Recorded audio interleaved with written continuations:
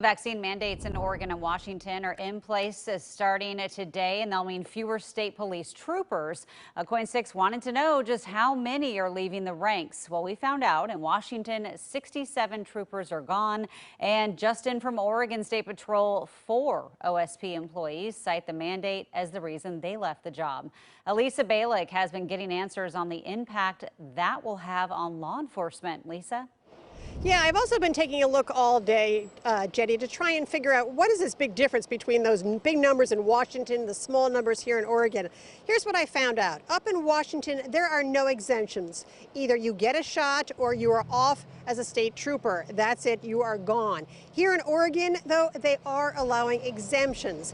That's why there are so few that have actually lost their job here, because there are a lot of people who have exemptions, that were approved. Now in Washington, the state police office says 67 state troopers, several other commissioned officers are gone, choosing not to get the vaccine as required. In total there, more than 125 people gone from state patrol offices. Now the state police chief says the departures are spread across the state of Washington, but I've learned that Southwest Washington is especially hit hard, the union telling me.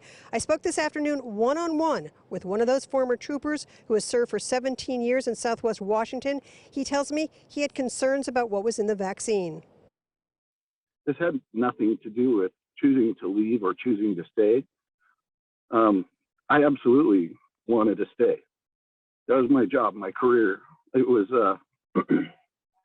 something that I've given blood, sweat, and tears to, and I wanted to stay.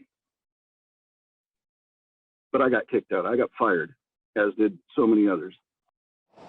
Now, the Washington State Patrol tells me it is working on ways to provide coverage in areas where they are now short troopers. And former Trooper Jordan tells me he and some of the others who lost their jobs are going to stay in the area, forming a tow company to provide for their families. He has a wife and 2 kids. I'll have a lot more in this, and you'll hear more from him coming up today at 5. Live in downtown Portland, Lisa Balick, KOIN 6 News.